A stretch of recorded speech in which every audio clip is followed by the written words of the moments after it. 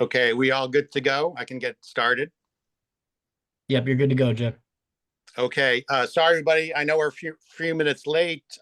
Welcome everyone. Let's just get this thing started. But before we introduce our esteemed panel, I just want to provide a group update on the educational um, series that we've already started this year and obviously into the spring. Today is our sixth event of the year, and obviously with more to come. And I just want to take or shout out to this whole group that if there's anything educational, something you might have a passion on, something you want to share, or something you need to get better at, just reach out to any one of us on this committee. And the committee, any ideas or topics. The committee is myself included, John at Wackagill, Kevin at Mount Kisco, and I'll read off the subcommittee members: Monique Thorez at Quaker Ridge, Jackie at Sleepy Hollow, Patrick Schwarz at Wackagill. I love saying Wackagill. Cody Smith at Old Oaks, and Dan McCracken at Five Iron Golf. Any one of us can facilitate or get things off the ground to, in the end, it's all about making ourselves better golf professionals. Also, a thank you to Jared and Caitlin at the section office. They do a lot of behind the scenes work, and obviously what they do on a daily basis contributes to the success of what some of these sessions are all about. So we'll get started. I just want to give a brief bio on everybody in the room as far as our group of panelists. Jonathan Gold, who is our regional PGA of America director. Jonathan is one of us. He's a fellow golf professional, and he is a true advocate for the golf professional. And any career advice, whether you're going for your first head pro interview, first assistance interview, or anything, Jonathan is the best person to talk to. And for his contributions to the Met PGA, he was awarded the 2020 Bill Strasbourg Award. So quite an individual and a great source of knowledge for all of us. The rest of the panel includes really a who's who in the Met section. Not only are they fine players, but they're outstanding individuals. Jonathan will lead it off with Tom Henderson. Tom Henderson is a past president of the PGA, 2011 Professional of the Year, 2015 National Golf Professional of the Year. Those are some of his accomplishments. And Jonathan and Tom will welcome in shortly after that with Mike Diffley and Jim Smoot. Mike, past Merchandiser of the Year, Teacher of the Year 2013, Professional Development Award, and past Professional of the Year Award 2011. Jim Smoot, Merchandiser of the Year, past Youth Development Award, Patriot Award winner. And the three of those guys, Tom, Mike, and Jim, will all kind of do a fireside chat on both the ABCs, kind of the title of this event, and how to prepare ourselves for the back nine. I love that kind of phrase. Jonathan's going to wrap it up at the end of the session with Oliver Hudsman. Oliver is with Stifel. He is a financial planner, several years of experience, helps a lot of the guys out in Long Island. And again, when it comes to management, tax planning, financial management, tax planning, he's a great source, and I know he's going to help each and every one of us prepare for that part of our careers and lives. So without further ado, I think I've talked long enough. Thank you all for sharing this morning with us, and I'll send it over to Jonathan. Jim, thank you very much. Good morning, everyone. Thank you again for joining us today. I know we're all going to be on the edge of our toes, especially with incredible presenters and professionals such as Tom, Jim, and Mike here that are able to join us. Certainly, we want you to take away a couple of things from today. And we want to also tailor this to you. So before I even kick it off at all, if you have any questions whatsoever, please write that question in the chat. Again, we want you to take away at least a couple things, 1 to 3, maybe 5 things that certainly can have a profound impact on your life, let alone your career. With that said, Tom, let's go. You and let's kick it off. I had the pleasure of meeting you a long time ago. And one of the very first things that you told me, and some advice that you gave me early on, was how you went about and almost reinvented yourself like every single year. And I thought that was incredible. So, Tom, can you provide some insight on like what advice you give other professionals, and talk a little bit how you reinvented yourself going in with the mantra, like, let's implement 3 new things every single year? Yeah, thanks, Jonathan, and thanks everyone for being on board today. And it's a pleasure to be here. And this is what it's all about. It's all about our experience and us sharing our experiences with you, and in the hopes that it will benefit your position, your job, your career, like the people ahead of us that have done with us, the Jim McLeans, the Mike Hebrons, those guys. So. One of the things, and Jonathan, you talked about me reinventing myself every year, and I think that's part of the longevity that I had at Round Hill, being there for 33 years as the head professional. What I used to do is I just thought it was necessary to come up with 3 new things every year. So I would reinvent myself, and I loved it when I put the key in the door in April, and first member comes in and said, "All right, what do you got going this year?" I like the fact that I had set the precedent for that. And what it did was it kept me and my staff fresh, because there's definitely a temptation, or I'm trying to think what the word is, but you can get complacent. And the worst thing we can do in our careers is be complacent, because there's going to be people that I have a good friend of mine who's a golf pro in Massachusetts, Randy Grills. And he said to me, he said, "You're unbelievable the way you reinvent yourself every year." He said, "But there's one thing you can't change." And I said, "What's that?" He goes, "Your face." I said, what do you mean my face?" He goes, "There's just going to be people at the job that just don't want to see you there anymore. So you have to be proactive, and you have to create that atmosphere that it is fresh and it's brand new every year." Tom, I love that. Tell me a little bit about, like, where did you look for your ideas, right? You're a smart guy, but we need help, and I like to call it R&D, rip off and duplicate. So where did you go if you needed an idea? Well, don't pigeonhole yourself to just staying in the golf business. Find out what people are doing in other industries. I read a lot. Got as much education as I could. Became a big fan of Dale Carnegie. In fact, when I was education chair, or when I was on the education committee for the Met PGA, we had a Dale Carnegie seminar. It was probably one of the best ones I've ever attended, and just kept me sharp, kept me on my game, doing things like that. Dale Carnegie. Looking outside, thinking outside of the box, looking to other industries, finding out what other successful people have done. So outside of Dale Carnegie, which is amazing, can you think of some, like, off the cuff that you felt that had like a profound impact, not only on the members of the club, right, but also maybe the team and the staff? Well, I've talked about this before, and I've always been a big fan of just handwritten thank you notes. We might as well get into that. When I was at Round Hill, we hosted many events, outside events, and I can't tell you the number of thank yous that I got via email or text. And I can tell you, I forgot all of those pretty much. The ones I remembered were the ones that were sent in a handwritten note. And when I do some of these seminars, I talk about writing handwritten notes, and I'll do a little exercise. I'll have everybody take out a piece of paper, write, "Dear Mike, thank you for hosting the Met PGA Championship. The golf course was great. Thanks to the membership. Sincerely, Tom Henderson." And I have them time it. And from the time they wrote that little note to the time they addressed it and put a stamp on it, It was under 2 minutes. And who doesn't have 2 minutes today?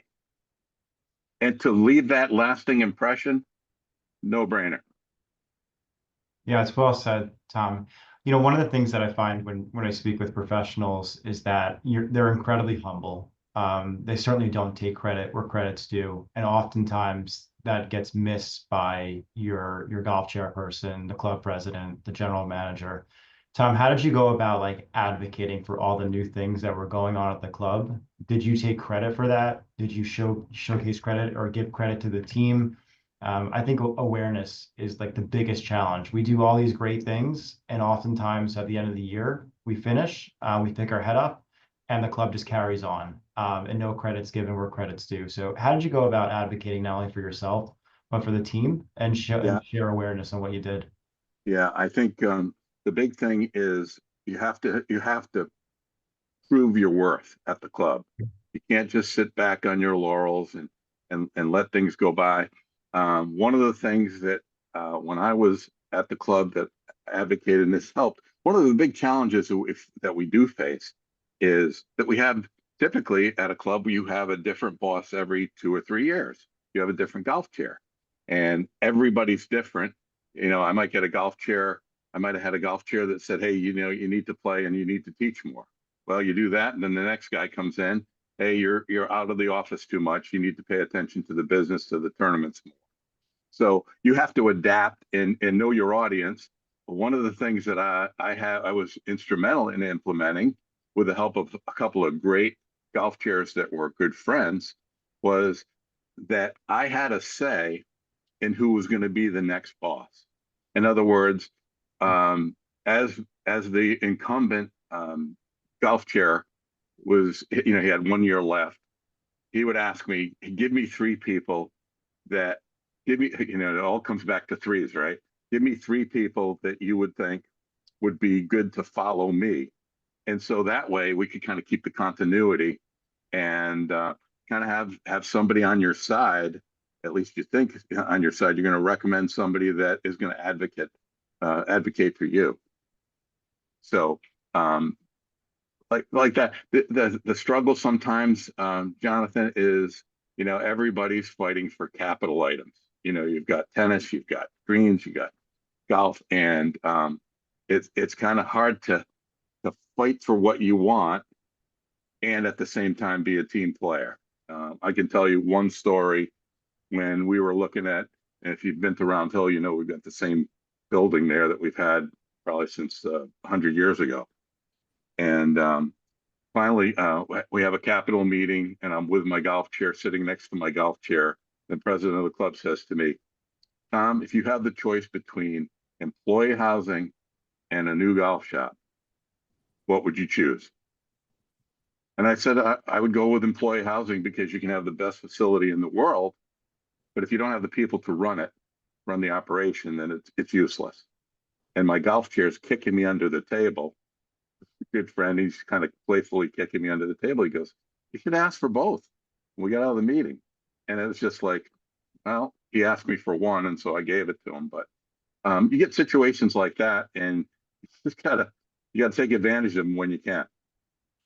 Jonathan, can I jump in on this? Of course, bud.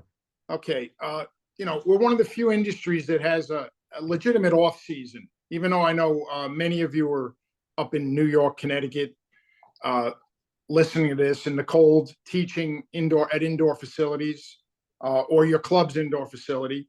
But I hope you're taking some time for yourself, meaning we have one at Pelham, and my director of instruction, Joe D. Domenico, legendary teacher and guy, is limiting himself to X number of hours a week in the off season. I've had to monitor that with Joe because he's such a hungry, pleasing person, but you know, he needs to expend some time on himself, whether it's working out, educating himself, going to St. John's games with my tickets. Joe's gone to a bunch of the games and loves it.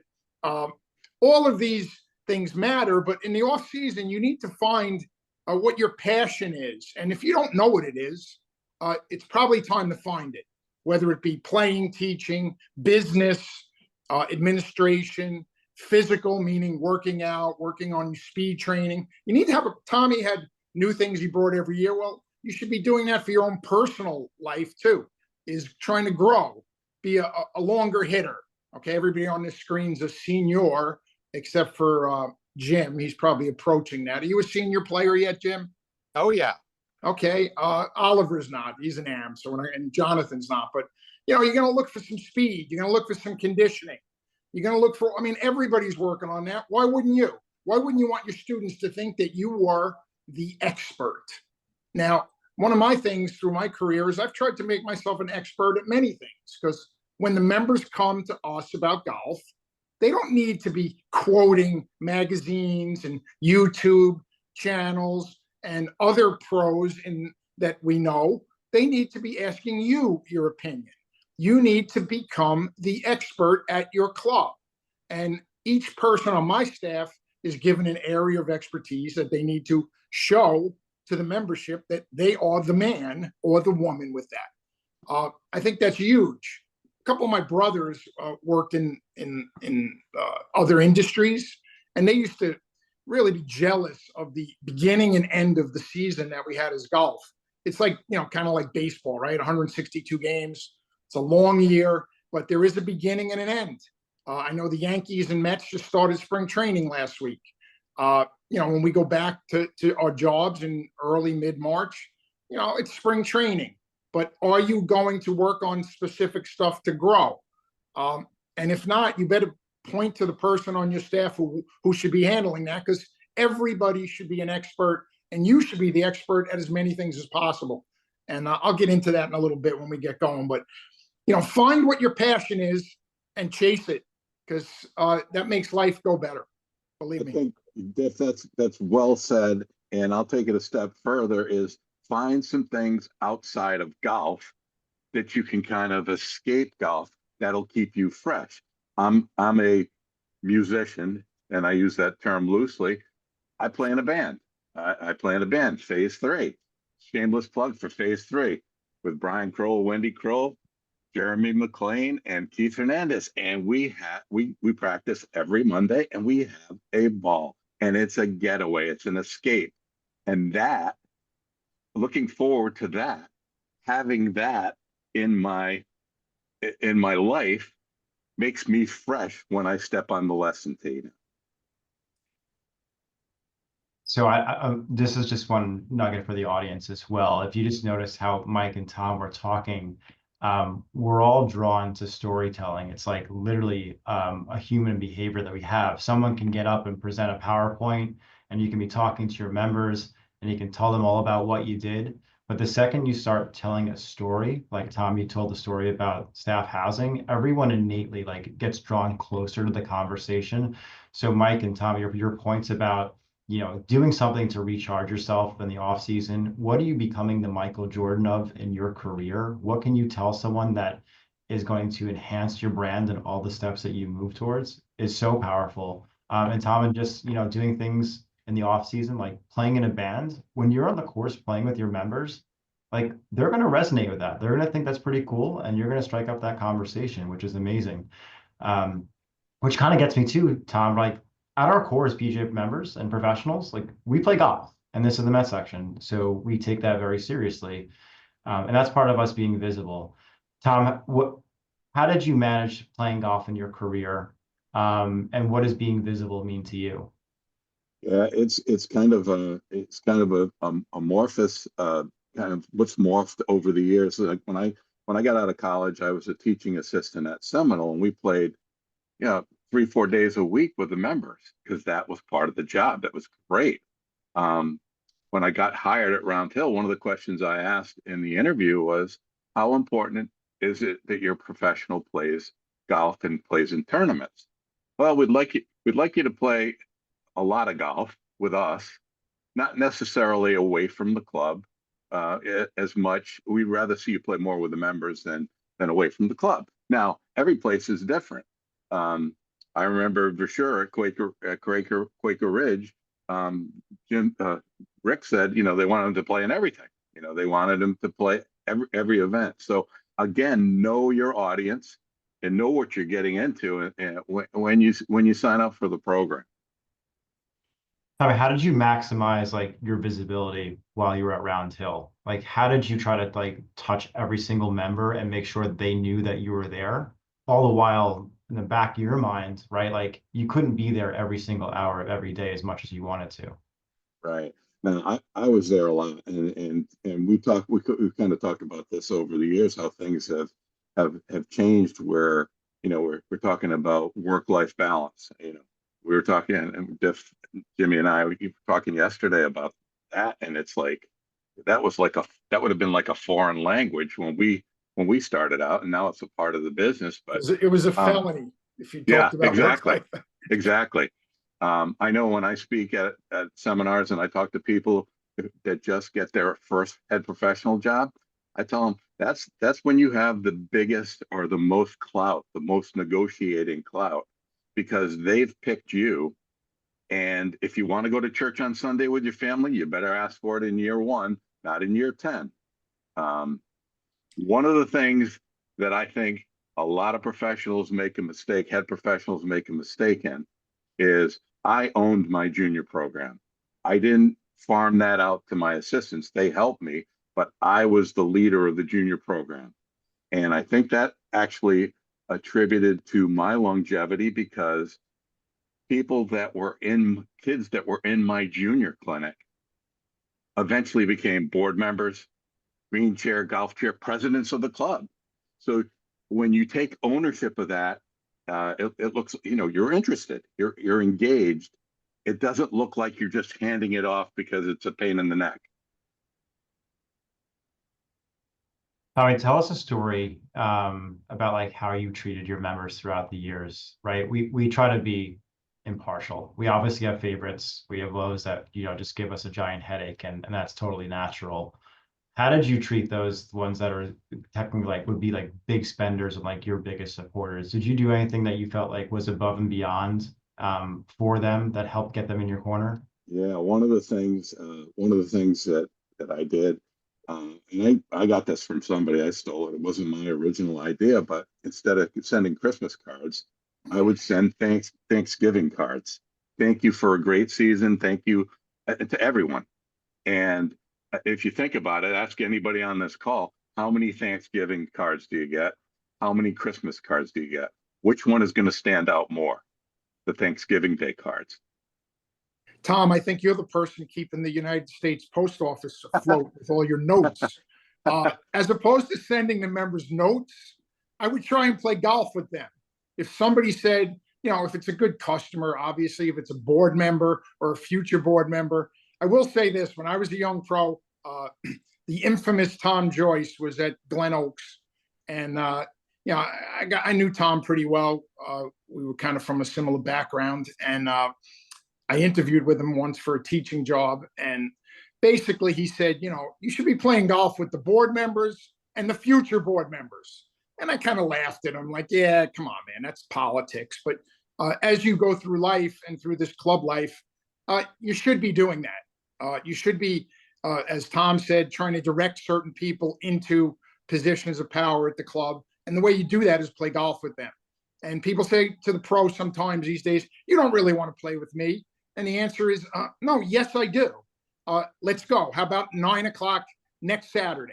Like, put them on the spot to join in with you. Because if you're passive about it, it's not going to happen. But, you really have to put yourself in the golf spot. You can stand on the lesson tee, you can play with them, or you can stand on the first tee.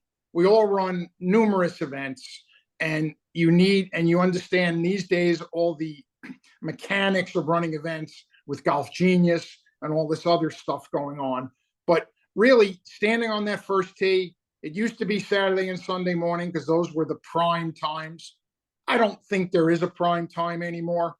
Since COVID, maybe it's 4:00 in the afternoon at every club. Maybe it's Friday afternoon. I don't know.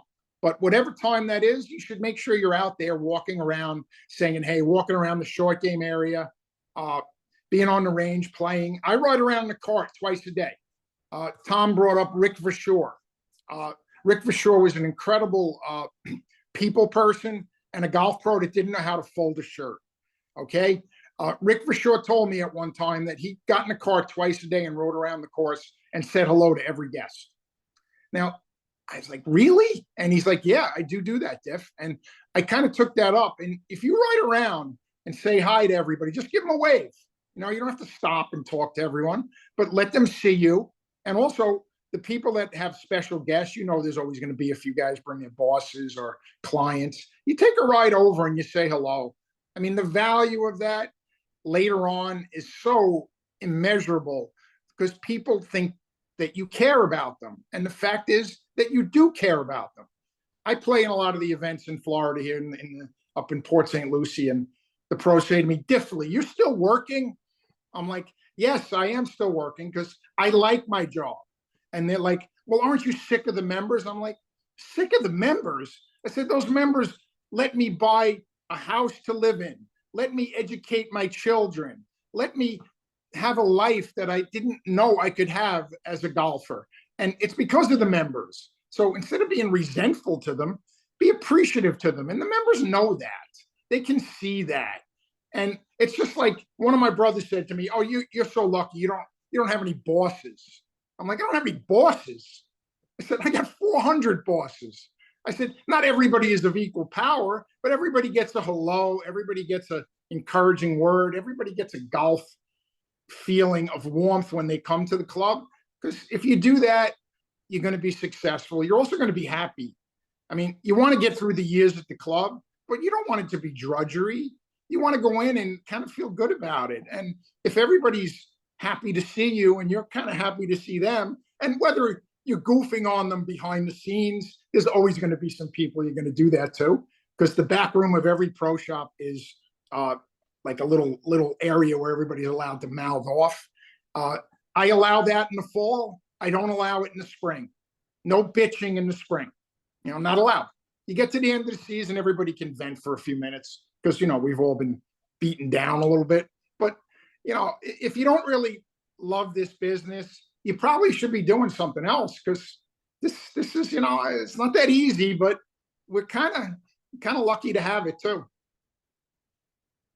Yeah, definitely. You talk about that and the culture you create, and obviously it's pretty obviously listening to you, the culture you create. And I know seeing you on this call, it stirs up some feelings with me.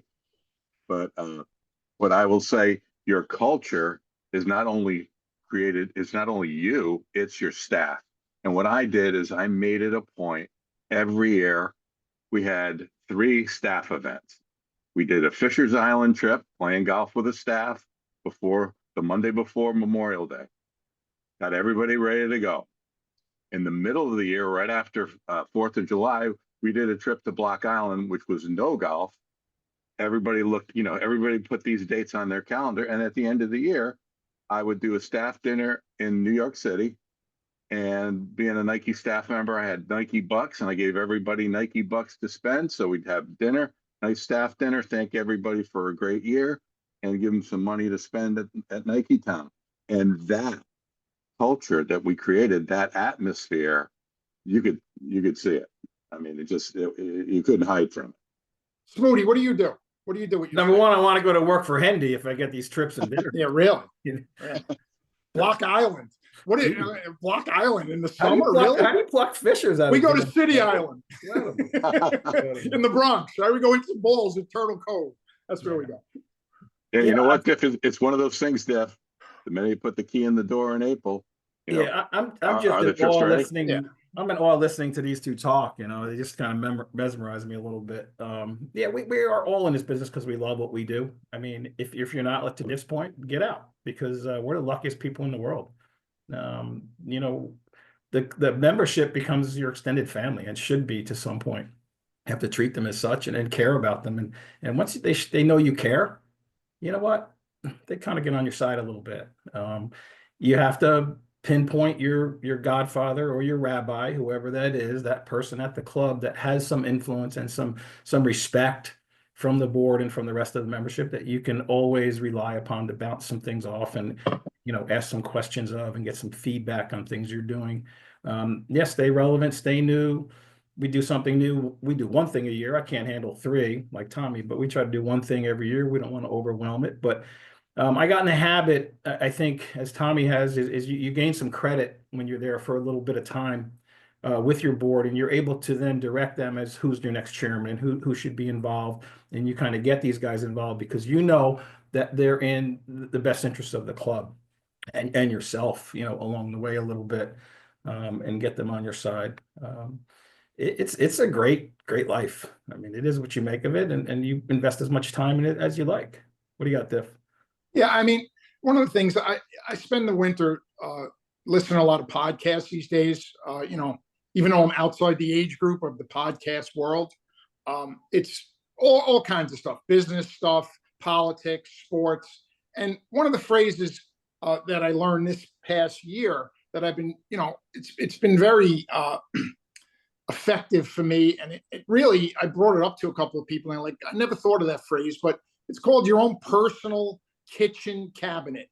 That would be the people in your life that you can talk to about advice. Now, you know, as we get older, if you're in the same place, hopefully you've accumulated some of these people, whether they're members, students, friends, family, etc. When there's important life decisions to be made, whether it's a personal, in your relationships with your family and your kids, whether it's professionally negotiating your contract, helping others negotiate their contract, you know, you need to bounce stuff off of people. I'm talking about people that are outside. Some are members, but only a handful. Here's my number one rule with talking to the people at the club about money. Only talk to the people that count, meaning president, golf chairman, next president. Like, if I've negotiated over the years, it's only talking to those people about money. Never bring up money about anything else to anybody, because then they're going to think you're about money. I think I want my people to think that I'm about golf. Obviously, we have to deal in a professional way, in a business type way with our money, but only talk to the people that count. And when it counts, when it's time to talk about it, not get in it too early, get in it too late. See what's going on in front of you. It's sort of like reading the golf course. Is the course firm today? Is it soft? Is this a time to shut my mouth? Or is this a time for me to put a little foot on the pedal?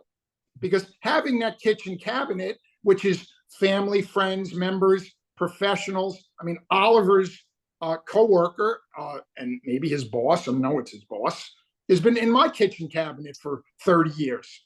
Michael Sullivan, he's someone I throw ideas off of. He helps my friends. He helps me. He's the person I trust. I have a couple of members in that boat. I have family members in that boat. I have one of my children in that boat. Like, these are people that you need to talk to about things so that the decisions you make you're not in a silo, or you're not just talking, as Tommy said before, you're not just talking to golf pros. Because if you're just talking to golf pros, you're limiting your world. Man, what is it, 20,000 of us? There's how many in the Met section, Jonathan? Just over 700, Mike. 700. And by the way, I used to know 600 of them. Now I go to tournaments and I think I know 200 of them. Golly, has life changed? Yeah, but as life changes, you better change. But there's a lot of pros that don't even talk to other pros. Oh, God. That's a problem too. I mean, developing that community of similar like clubs and having those communications and reaching out to those people when you need them. I mean, I played at night with my friends. You know, we would meet at 5 o'clock once every few weeks and play 9 or 15 holes. And we would go somewhere else. We wouldn't go to Pelham or their clubs. We would meet at a neutral site where a pro would be kind, and we would just go and play 9 holes and BS, talk about things, and have lunch once a month at the Larchmont Tavern. There's a group of us that do that on a Tuesday or a Thursday, 12 o'clock. If you're invited, lucky you, because you get to learn a few things. And yeah, a few F-bombs get dropped at lunch at the Larchmont Tavern, but it's also a fun, educational, venting place that we can be ourselves, away from people. But also we walk back and know that you're not in this alone. We're all in similar situations, even though every job's different. But you need people to talk to and to bounce ideas and thoughts off of. Because if you're living in a silo, you're going to make some bad decisions. Right, Mike. Well said. Jim, I'm going to go over to you for a second. And for the audience, I think that we can all resonate with Tom, Jim, and Mike here that like you just kind of want to have lunch or grab a drink with them, right? They're incredible people persons. They thrive on building relationships. And I think that's pivotal personally in everyone's career, right? And not transactional relationships. Transactional relationships is, hey, Mr. and Mrs. Jones, nice to see you today. Enjoy the golf. They come back in. How was your round? Okay, I'll see you later. We're talking a little bit deeper here. These individuals are investing in the relationships of their members and certainly their network of people and expanding it outside the borders of their club. Jim, my question for you is like, what are some things, and Tom and Mike also touched on it, like how did you go about creating not transactional relationships, but transformational relationships with those that are really important to you? Again, I think you develop those relationships through playing a lot of golf. The travel pro-ams, traveling with your members, really getting an insight and letting them see a little bit more of who you are, just outside and away from the club. I think pro-ams are instrumental. I can't tell you how many times, walking down the driving range at a pro-am and all the pros, hey, Smoody, hey, turning around, or even the members doing that, and then going back to my members and they're saying, God, everybody knows you. Everybody says hi to you all the time. I said, well, it's a far-reaching community. I said, but you have to be recognized. You want to get recognized. And the way you do that is the relationships that you develop with your members, other members at others clubs too, and pros. It's not just there. Don't limit yourself to just your membership. Reach out and shake a hand on the driving range at a pro-am and say, hey, how you doing? Where are you from? Who's your pro? He was a great guy. Those things always help. Well said, Jim.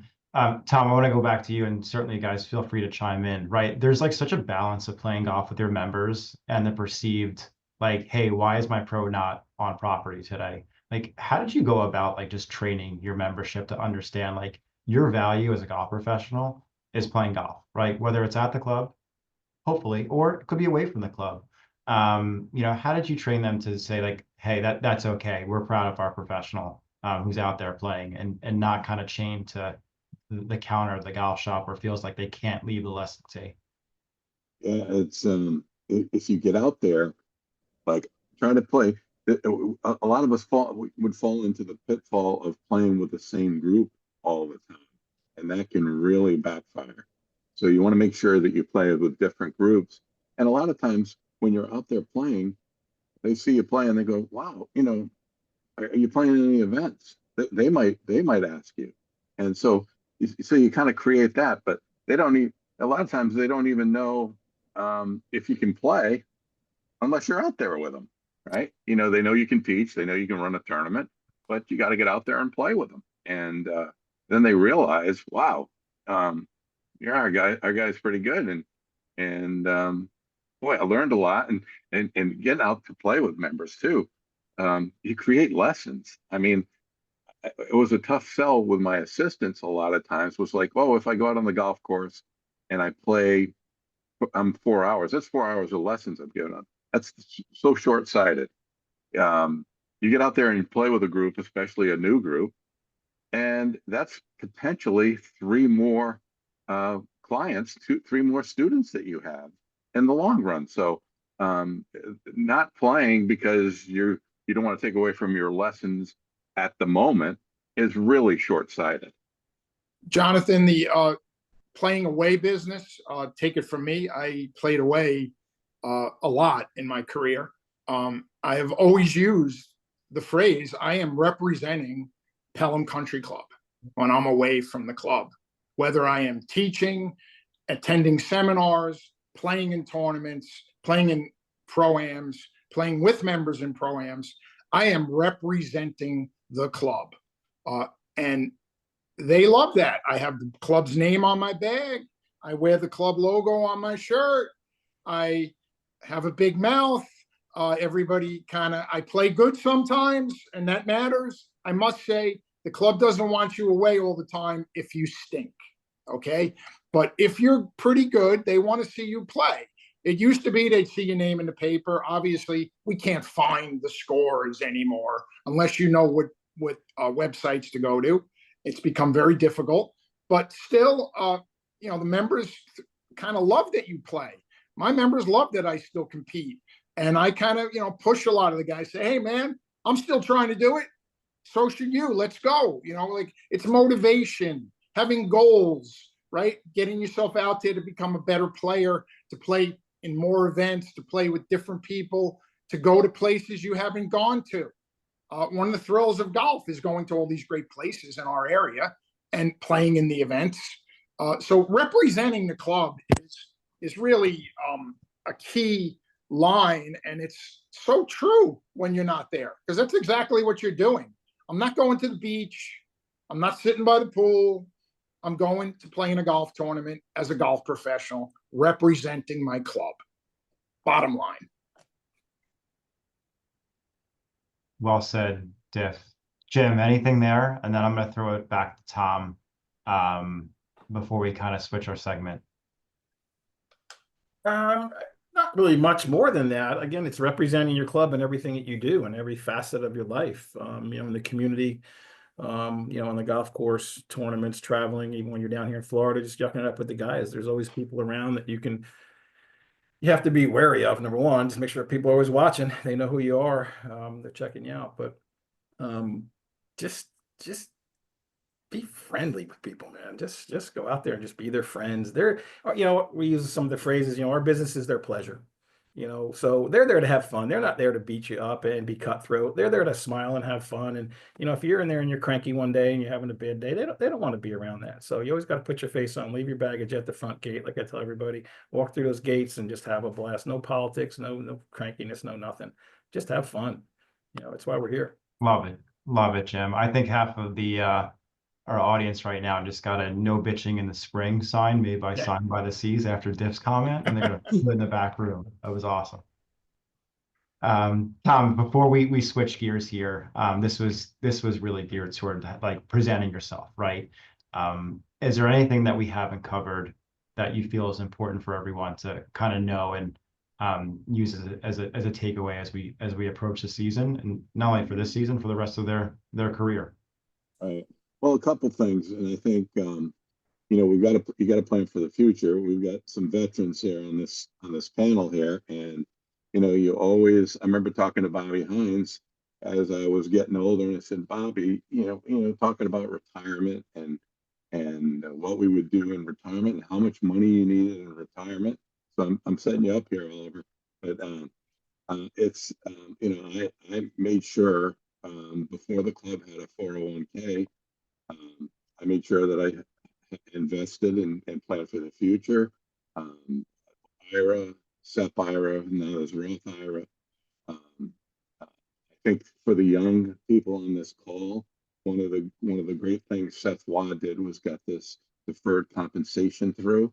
I think it's not gonna benefit us on this panel here as much as it's gonna benefit the young professionals.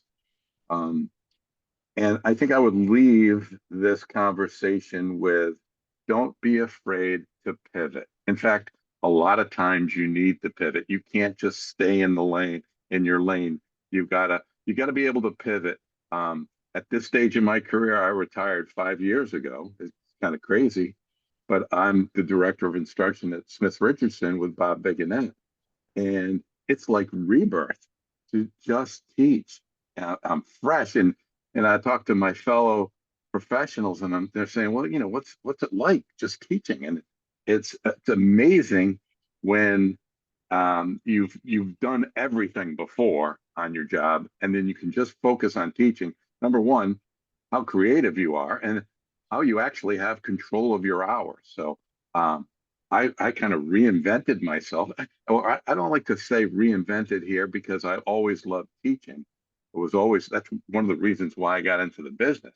But now I can focus 100% of my attention on it, and I'm having a ball with it. Well said, Tom.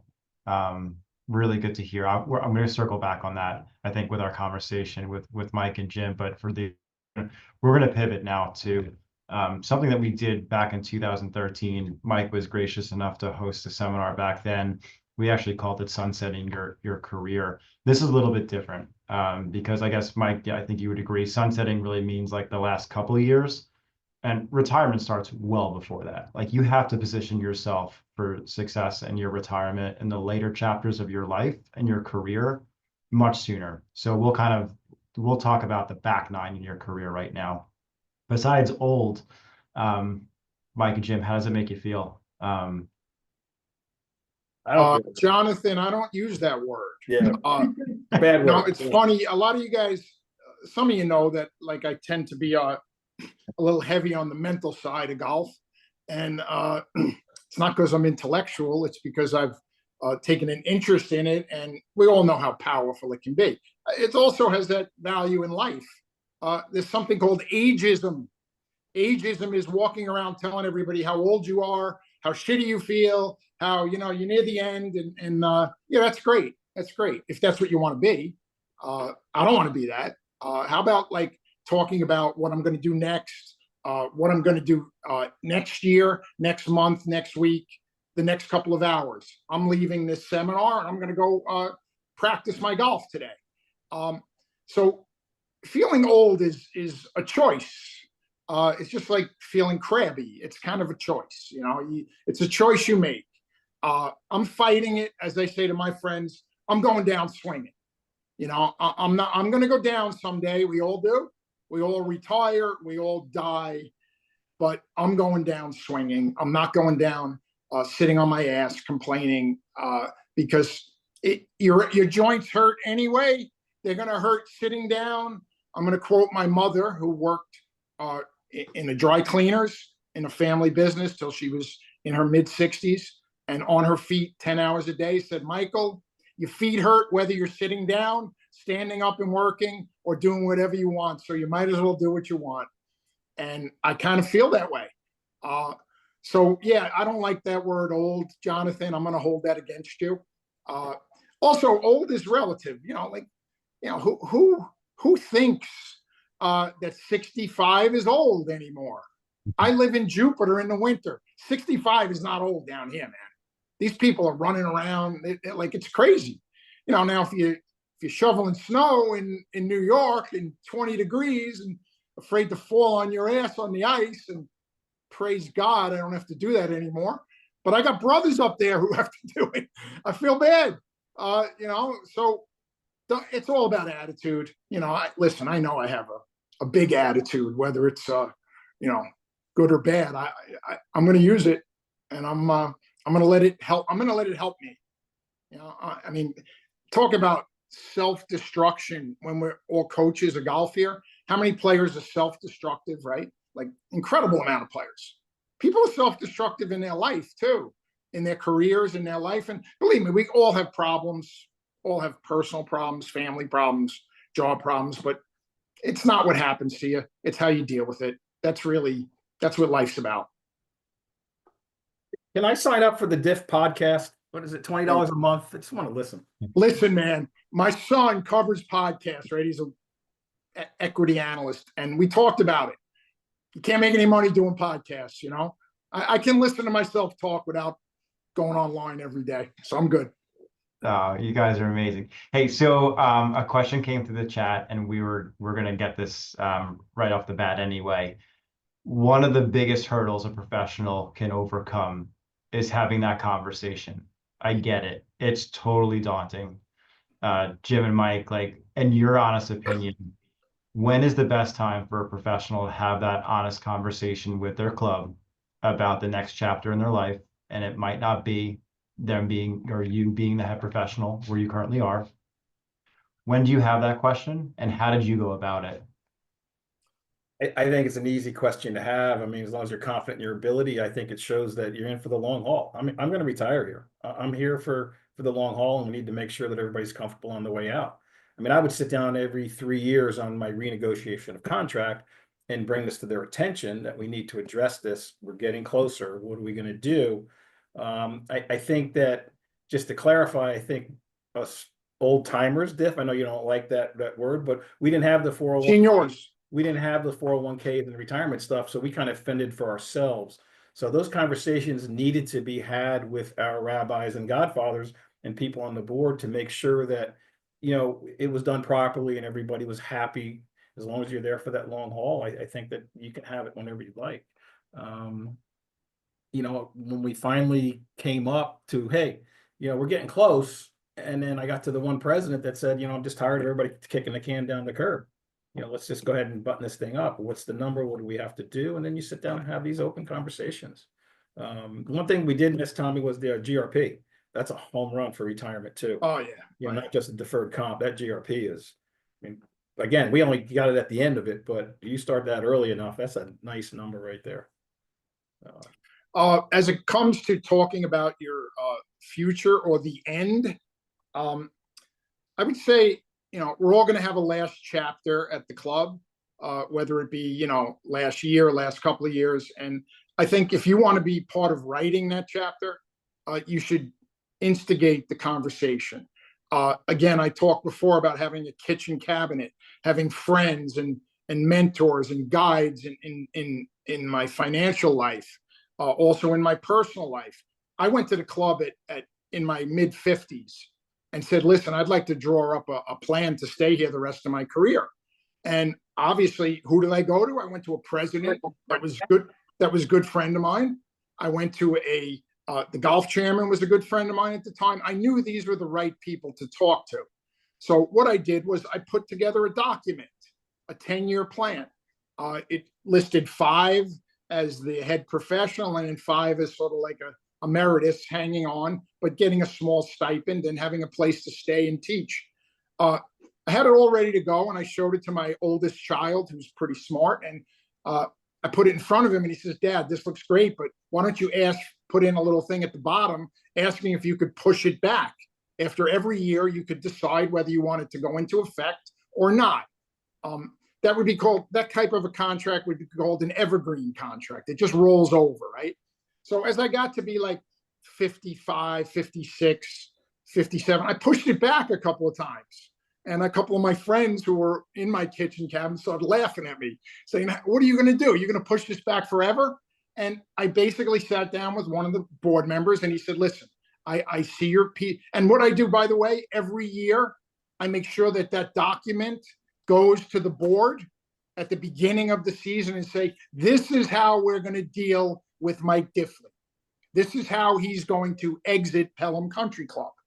And the board basically rubber stamps it, says, yeah, that looks fine. Nobody really gets too crazy about it. Thank goodness. But I put it in front of them.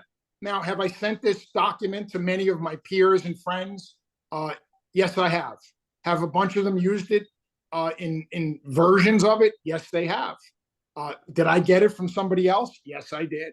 But I perfected it for me.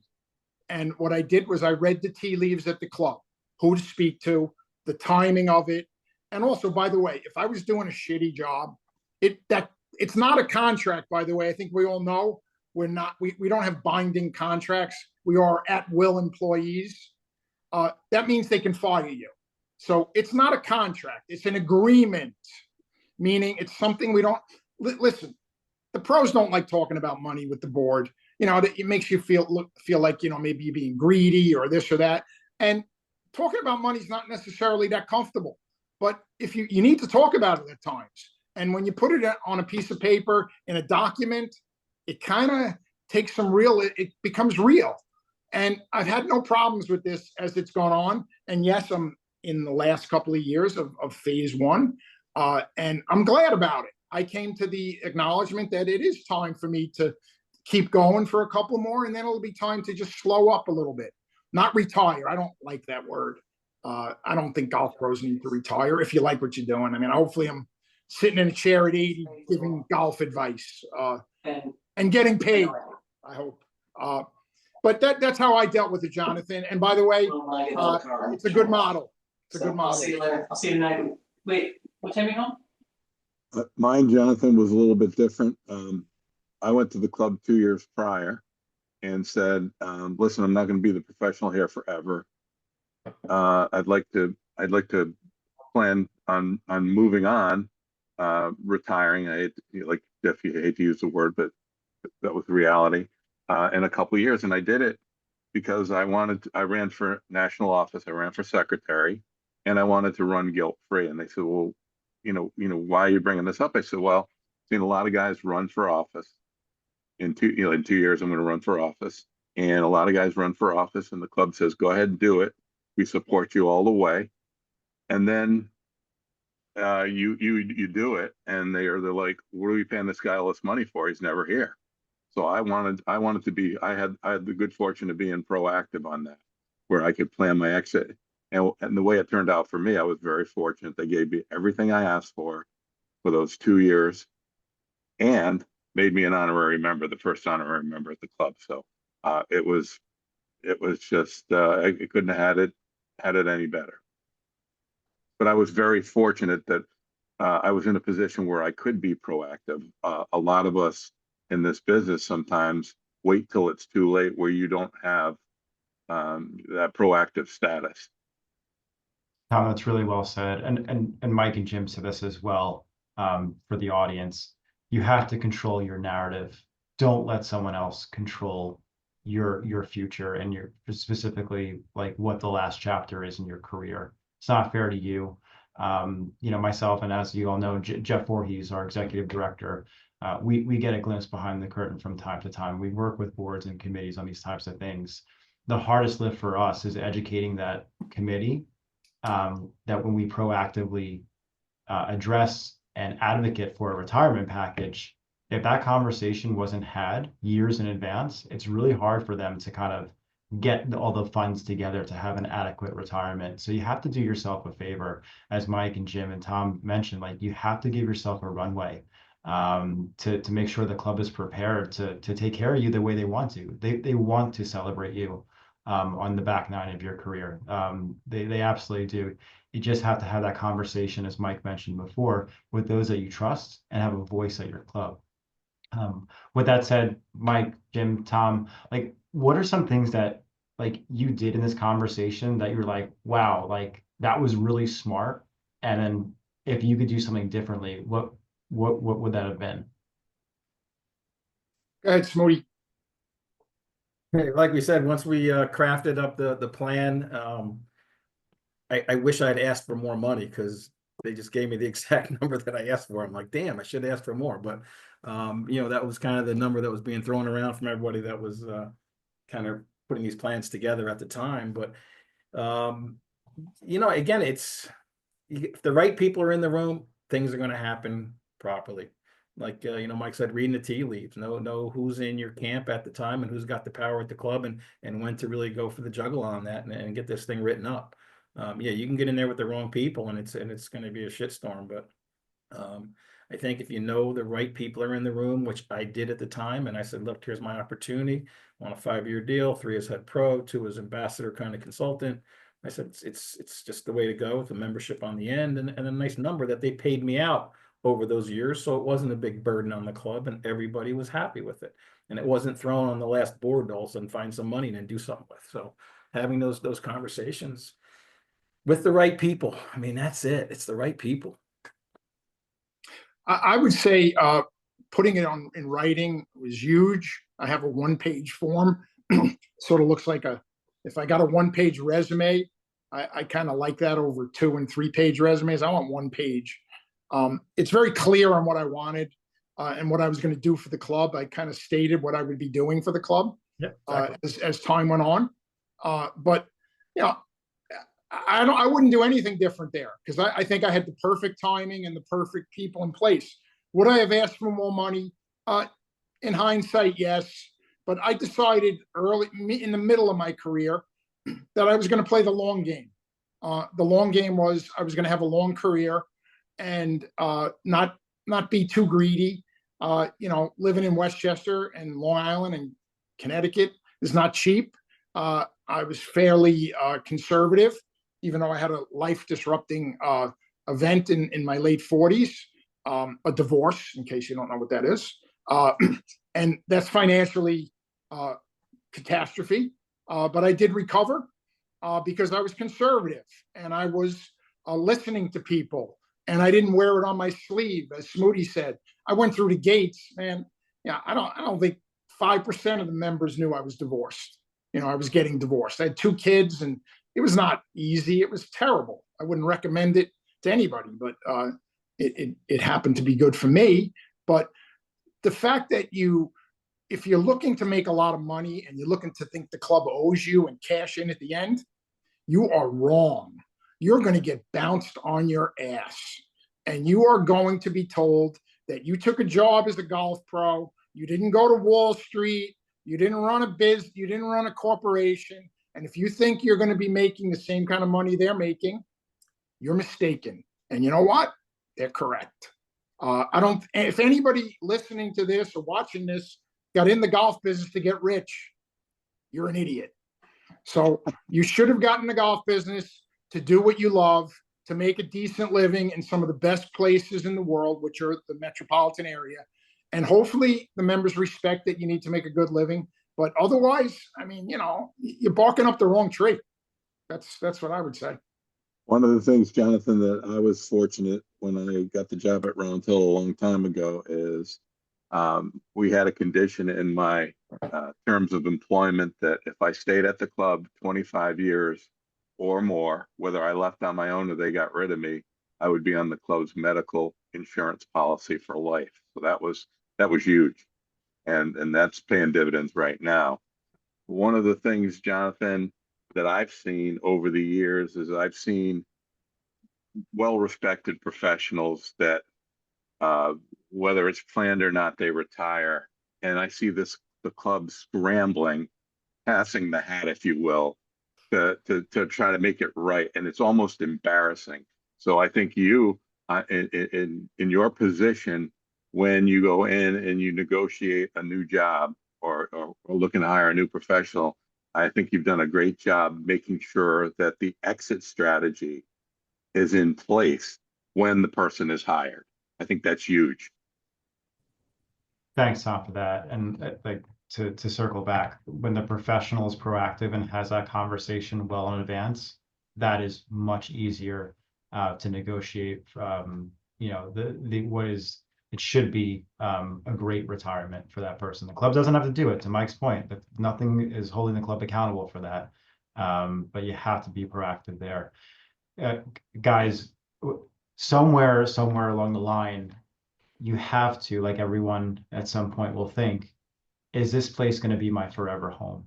Right? It's going to happen somewhere in the back nine of your career. You're going to have to make that choice. Talk to us a little bit about that. Like, were there other options out there? Where did you know that this was going to be my forever home and commit to it? I think that's really important for everyone to understand. I think making the club believe that early on in your career is very important. I mean, I'm here to stay. I'm going to do the best job that I can to nurture your children and your golf games. And I'm here to raise a family in this community and be part of this community for a long time. When do you actually know that? Probably a little bit later. I think one of the hardest things to put on paper, like Diff said, not going to make a lot of money, but how do you quantify or put value on quality of life?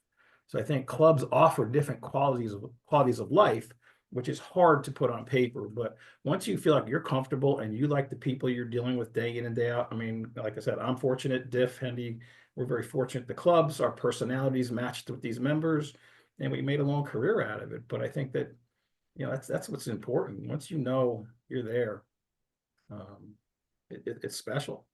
I think, Jonathan, when I first got hired at Round Hill, you're a hot commodity, I guess I don't know if there's another way of putting it, but I noticed that that there were more opportunities like within the first 5 to 10 years at Round Hill to move on. In fact, I actually had an opportunity at year 17 to go to a brand new club in my hometown, and it came down to, are you interested or not? We're getting ready to hire somebody, and it's just like having that 25-year medical thing in place.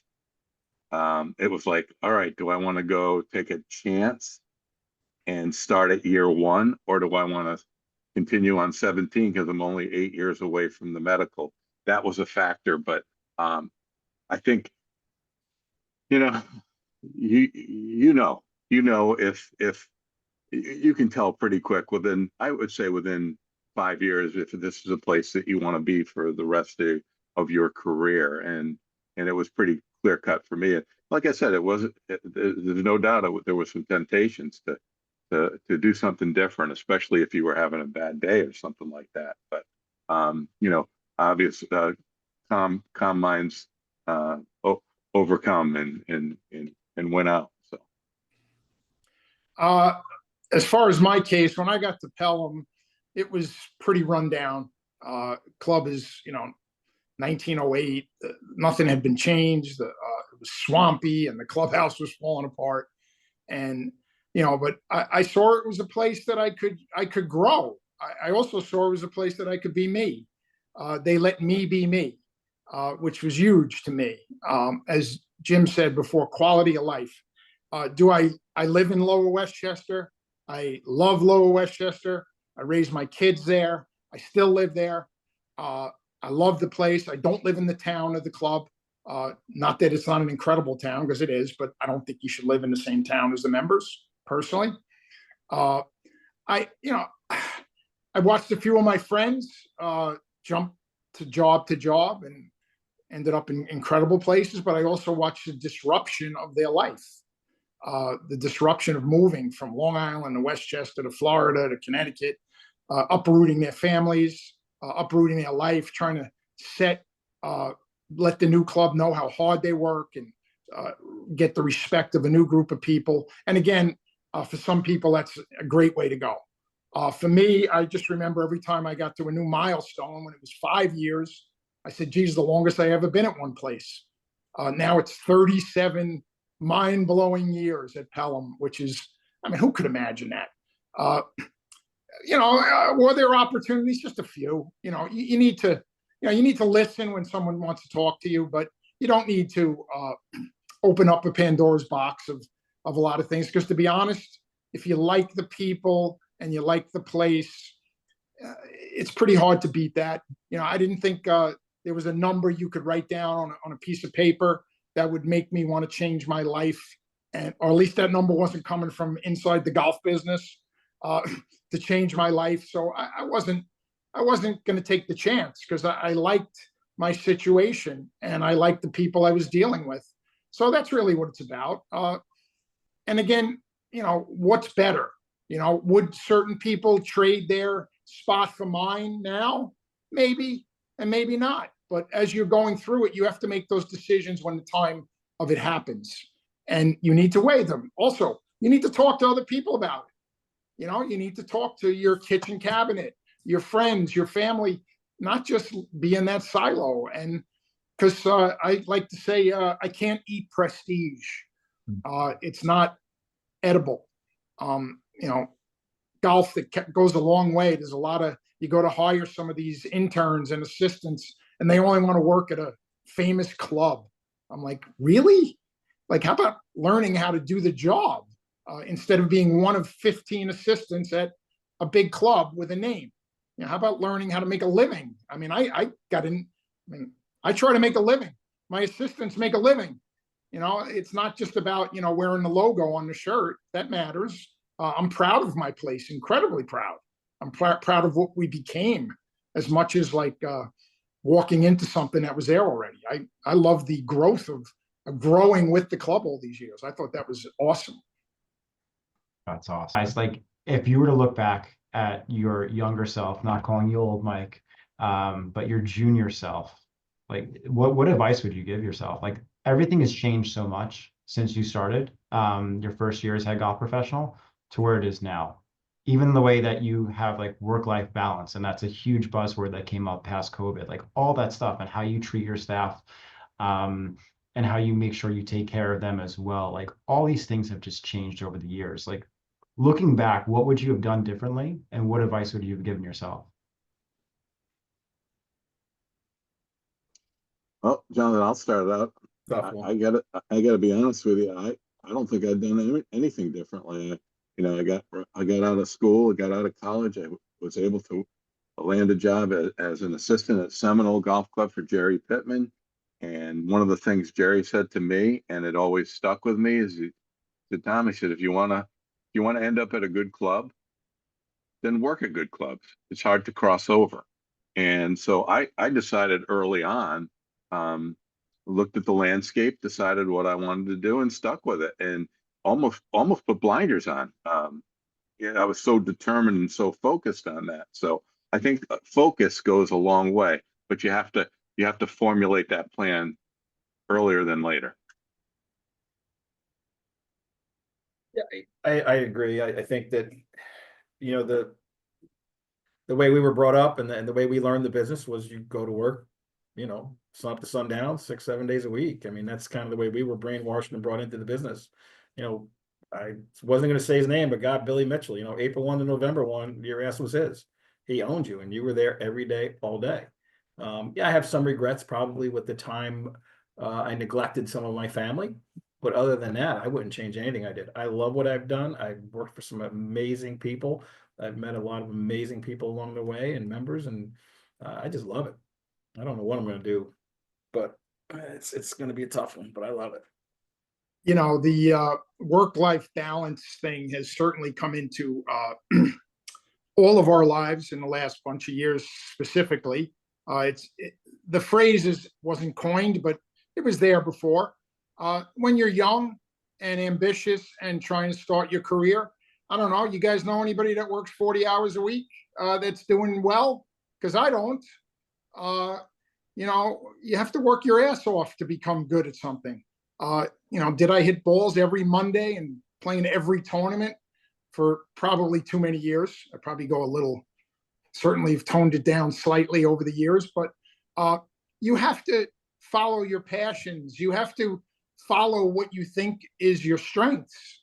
And at a country club in the 80s, 90s, 2000 teens, the pro is expected to be there. You know, he was expected to be there. And I made sure what I tried to do, and the one thing about being at the same place is read the room. Do I have to be there early? Do I have to be there middle day? Do I have to be there late? Pelham used to be an early place. Now it's a late place. I mean, it's more important to be there at 4 and 5 o'clock at night than it is to be there at 7:30, 8 o'clock in the morning. So have I shifted my way to that? Yes, I have. Work-life balance, you know, hopefully you have a partner that respects what you do and respects how hard you work for the family, and that things, you know, because people say, oh, you know, the golf business is tough on families. And listen, successful people are working their asses off. If you want your family to work, you make the time to make it work. Hopefully you have some people that understand that. And has it changed? Yes, COVID has changed the world. Totally. If you don't recognize that, you are missing it. So do we need to give the assistants more time off? Do we need to give people who come to work in our shop, oh, I want to work all summer, and then the first week they're asking you for the weekend off so they could go to the Hamptons with their parents? You know, that's so common now. You have to actually look at that and say, are they off base or am I stubborn? So you need to look in the mirror and make the changes that are appropriate. Grow with the times, stay current, understand what the world's like right now. Because, you know, if you're not reading the way the world is, you're going to be behind. And yeah, it's changed. We better change. But regrets? Nah. I mean, you know, this subject came up with me and my friends, and we're like, you know, where would we be if we were working 40 hours a week? You know, I mean, we would be in the bag room. You know, we would be, it's just not conducive to success. Success equals hard work. Guys, I'm gonna pair our last few questions together before I turn over to Oliver here. But setting yourself up for success, certainly financially, you know, you had to do some due diligence. Where did you go for financial advice? Where did you go for advice in general? And then after you kind of touch on that, you know, some parting words for the audience, just about the back nine of your career and some really key takeaways. All right, well, I'll go first. I've used one of my good friends who was in the financial business. I mentioned before with Oliver. You know, he has my trust. You know, he's handled my finances through ups and downs and all arounds and guided me well all through the years. Do I have others I speak to about that? Yes. People who are successful and people who care about me. Those are the people I would talk to. And I have gotten good guidance, I think. We'll find out as time goes on, but it seems to be doing right. It's not too early to do that. It's never too early. Never, ever. I mean, if you're in your 30s, you should be trying to get stuff started. If you're not, you're going to be behind the 8 ball. But trust of certain people. I mean, just like you're the pro at the club, the members should trust you about golf stuff. You should go to the financial guy and trust him. Now, if he cares about you, he will give you great advice. But, you know, if you're just a number to him and you signed up on schwab.com and you're chatting with on the other side, who's probably in India, giving you financial advice, you're probably not doing the right thing. Okay. Someone you can look in the eye and say, this is what you need to do over the next 20 years. And this is hopefully where you'll be. Because, you know, if that didn't turn out the way we discussed it, I wouldn't be too happy with that person. But by the way, they know that. And trust is, it's like in a golf lesson, man. They come to you, they want to walk away a little bit better because they trust that you're going to be able to do that. And so find professional, successful people, you know, like, you know, it just really is the way to go in life. Find the experts. You be your expert at what you do and find the experts at what they do. It's an expert world now. It sure, I mean, it really is an expert world. Become an expert and go to experts and you'll get good answers. I agree. Totally what Diff said. You know, it's like in our business, we hire our weaknesses. We hire people that can do what we can't do in the golf industry, in our golf shops. You know, I'm very confident in my ability, but you hire people that will help enhance your life. Finding that financial advisor, finding the accountant. I mean, how important is your, I mean, he sits in my office for hours, you know, once a month. We go over everything. And then my financial advisor, so we have eyes over everything. But, you know, again, doing the Golf Retirement Plus, doing the Roth IRAs, doing the deferred compensations, all that stuff you're supposed to do. But having the other people take that deeper dive into the finances, which we're not that good at least, you know, our era was not. I'd rather have a 3-foot putt than sit there and negotiate a contract or worry about my finances. I mean, I want to do what I do well. And that's a people person and be out in front of people and trust that where we're at now is going to get me through the rest. So, can I jump in one more time? Yeah. We're in a business where you can probably write off more things for your professional expenses than any other industry. You can write off golf tournaments, caddies, travel, food. You go take education seminars. You can go. One of my kids lives in California. I go to visit him a couple of times a year, and you know what I do? I go take a lesson from somebody. While I'm out there, that becomes a write-off. Okay, like all of this stuff, you shouldn't really be paying a lot of taxes. I'm sorry. You can write off so many of the benefits of being a golf pro. It's incredible. So use that. Have an accountant that does that. Don't have somebody that just checks off the box. Yeah, you owe the government X. You know, like no. This industry allows for self-growth and write-offs. Oliver, is that true? Mike, that's absolutely true. That's one thing I wanted to point out when in this next segment. But there's a variety of ways in your career that you could take advantage of the tax code again, and there's a lot of things that can be written off for sure. Well, guys, we are going to pivot to Oliver. Before we do so, I have to say, obviously, thank you to the three of you for everything that you've given, even in this short window. But your generosity of your time and the experiences that you've garnered over the years and helping others within our small golf community exceeds well outside of this hour and a half education. We're all better because of you. So sincerely grateful for your time today and also your time in the future. I'm sure a lot of those in attendance and a lot of those that are going to watch this in the near future are going to seek you out for some guidance. So thank Mike, Tommy, Jim, thank you so much for your time today. Thank you, John. Thank you for having us. Yeah. Appreciate it. Oliver, I've known Oliver pretty much my entire life. Oliver and I have grown up playing golf together. We played in the same high school golf team. Oliver is a Met PGA Junior Tour alumni. He's also a board member of the Long Island Golf Association, just so happens to be an incredible financial advisor and vice president for Stifel Investments. Oliver is one of us. He knows the golf industry like the back of his hand, and certainly helps a lot of our members with their financial planning and in their career. Ollie, thank you so much for joining us today. I'm going to turn the mic over to you, and we'll listen to some of your advice that you have for us. Terrific. Thank you, everybody, for having me and giving me this time. And thank you to my other panelists. I certainly took away some information that will help me in my business. So thank you very much.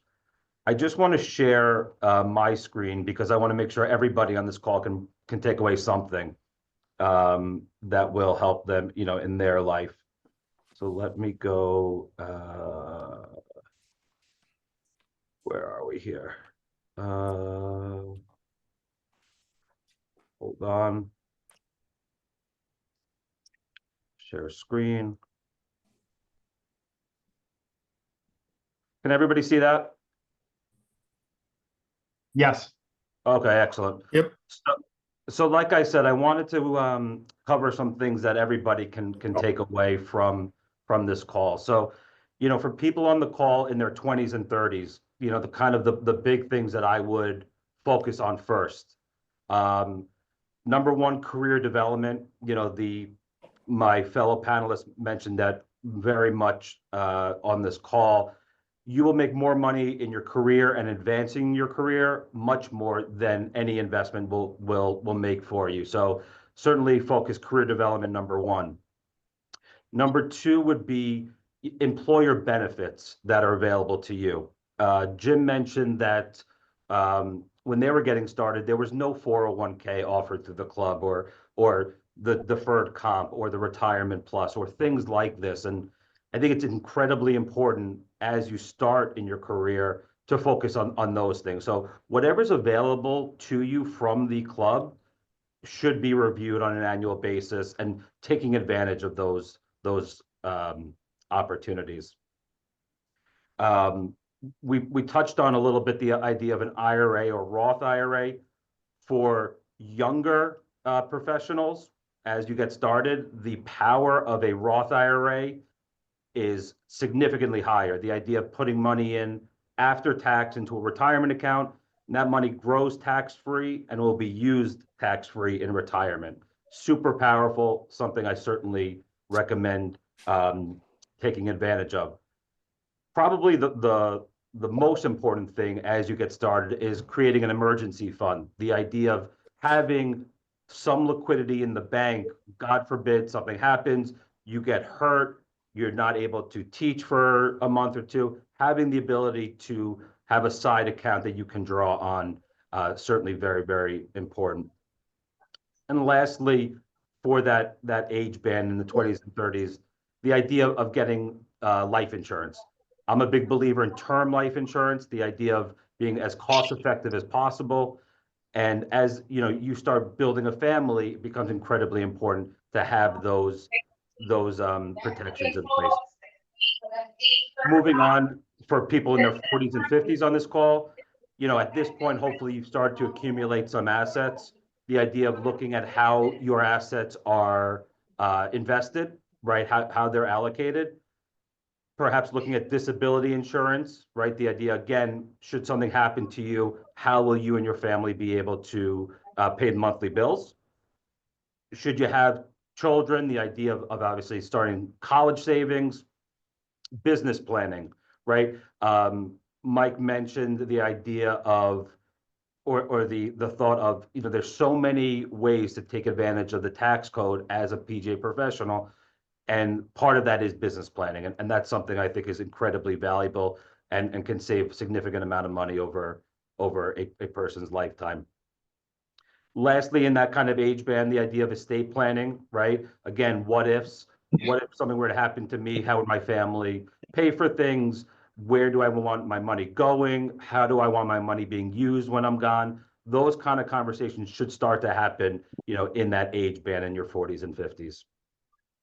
And then lastly, for people in the back nine, right, starting in the back nine, the idea of, okay, at some point I'm going to retire, right? And retirement looks differently for everybody, but how do I replace my income, right? What levers can I pull? Social Security, if you're lucky enough to have some sort of pension, 401k, et cetera. How do I start crafting a plan to replace my income? Social Security, Medicare planning, as you get into your early to mid 60s, that becomes an important conversation. The idea of once you reach a certain age, the government mandates you start taking money out of your retirement accounts. Well, how do you do that most tax efficiently to make sure we're paying taxes but not leaving a tip to the IRS? And then lastly, what I would say is charitable giving, right? At this point in your life, maybe it's time to give back a little bit, both from a time and perhaps financial standpoint. This is the time when we see people start to have thoughts like that. Couple things I want to point out. I know, I want to be conscious of everybody's time, but couple things I want to kind of point out. You guys, during your golf season, you have no free time. I'm keenly aware of that. With my clients who are PGA professionals, I'm keenly aware of that. The more we can automate and set up on a monthly basis, money going the right places, we set it up early, we set it up now, so when the time comes, when the season starts again, you have things set up. I can't stress enough the idea of automating savings, automating investing. That's very important. The idea about compound interest and the idea that money invested over longer periods of times grows exponential versus linear, right? So the question people should be asking, in my opinion, not what investment can get me the highest return, but what investment can I stick with for the longest period of time and not interrupt it? And that's when compound interest really happens. For my fellow panelists who have, worked for many, many years, they see that in their retirement accounts because they've let this money compound and grow without interrupting it for many, many years. One idea I wanted to bring up is the idea of risk having two sides of a coin. Taking market risk, right? Short term, totally understandable. There's a lot of volatility. Over the long term, it's the best wealth creator in the world. So the flip side of it is you're taking risk by not taking risk on the other side of the coin. People who just put money in a savings account earning 0.01, they don't realize it, but they're taking risk with that money. They're taking risk from a purchasing power, from a future lifestyle point of view. So risk has two sides of the coin I want to bring up. The idea of managing both sides of your personal balance sheet, assets and liabilities, right? So we want to make sure credit card debt, we want to limit that as much as possible because the interest rate paid on credit cards is astronomical, sometimes over 20%. So yes, we want to focus on assets, but we also want to focus on our liabilities. Mike mentioned how, he's such a student of the mental side of the game of golf. I'm very much a student of the mental side of golf, but also the mental side of investing. I'm a big believer that successful investing is 5% intelligence and the rest behavior and discipline. Continue doing the right things over and over again, time in and time again, they compound to very big things. I put here just a quick chart of the power of investing over the long term and not letting it get interrupted. So perhaps somebody on this call is turning 62 this year, right? Which means they were born in 1963. Over their lifetime, the S&P 500 or the overall US stock market has gone up 78 times over their lifetime. The dividend that the S&P 500 pays out to you just to own it has gone up 31 times. The CPI, or the cost of living, the inflation, has only gone up 10 times in their lifetime. So what does this show me? It shows me that the best wealth creator over time has been investing in common stocks of US companies. And if you could let that happen over many, many decades, the power of compounding is just absolutely tremendous. Lastly, a couple of other points. The idea of retirement is defined differently for everyone. you guys in the golf business, it's very unique, and Mike mentioned it too. The idea of there really is no full retirement. He's going to continue teaching as kind of life progresses into the next stage. And whatever income comes in from that means less income's coming out of his other accounts. And ultimately, that is what retirement is going to look like for Mike, but a lot of other people other ways. But my point is retirement looks a lot different now than it did last generation when it was sit on the couch and watch TV and essentially wait to pass away. So a lot different now. Volatility is your friend. The idea that ups and downs in the market, if you're at the stage of life where you're contributing money, you want volatility. The reason why the stock market has returned such great returns over time is because over the short and intermediate term, there is volatility. And we use that as our advantage to make sure money's going in every month, dollar cost averaging, automating it to make sure that that money's put in monthly, and over time, doing those little things produce outperformance. They really, really do. And the last thing that I will mention, and I know a lot of you guys as professionals bring this up in the golf world, and it's true in the investing and personal finance world, control the controllables. What you have control over is your savings rate, your time horizon, how you allocate your money, and things like that. What we don't have control over, what the economy is going to do, who the president's going to be, what the market's going to do tomorrow. If we control what we can control and we do the little things right every day, be 1% better every day, ultimately at the end of the rainbow, there's a significant pot of money to be used for your lifestyle to continue living the way that you've been accustomed to. So, John, those are the things I wanted to kind of bring up as high-level ideas that that I think when we talk about setting up for success, there are certain things we can do early in life, and we set those things up early. We keep doing them month after month, and we certainly set up for success. Oliver, that amazing stuff here. For those that are listening in, and if you have any questions, feel free to speak up or throw it in the chat as well while we have Oliver here. I know that retirement planning is deeply personal. Yeah, I guess, Oliver, I have two questions. When is too early to start your retirement, and when is too late to start your retirement planning? Yeah, I think it really is never too early to start, right? I think the idea of, again, time in the market versus timing the market. So the more that we can get money in early, the more powerful it is. $1 invested when you're in your 20s can be worth $6 to $8 down the road, right? So there's no real time that's too early. And in terms of too late, it's the same story, right? There's more limitations later in life in terms of how to allocate the money properly, how much we can have this money grow, etc. But frankly, the best time is today. Oliver, I know you work with a bunch of golf professionals in their retirement planning. Like, what are some common themes that you see? I know you have some disclosure. You can't kind of really go too deep in the weeds with that information. What are some common themes that you see, and maybe some tips and tricks for those that are on the call? Yeah, I would come back to the fact that during your season, your only focus, as it should be, right, is your membership, your club, and doing your job. So the more we can kind of set up things automatically and having professionals in your corner, right? Mike talked about your personal kitchen cabinet to take care of things for you while you're not able to do that, right? So the idea of automating investments, having somebody look after your financial life, because frankly, during that season, you don't have time to do. So that's one thing I would say. The other thing I would say is, with the Retirement Plus, which I think is a wonderful thing that's now offered to professionals, the idea of deferring gratification. I know one of the options is from the manufacturers, instead of taking some of that compensation, you could defer it into the Retirement Plus. That's a wonderful thing. So the more we can kind of do both things, number one, have someone in your corner to help you because you don't have time, but also take advantage of the things that are available to you in the golf professional world. Yeah, well said, Oliver. I'll just touch on real quickly here. I know we're running a little short on time.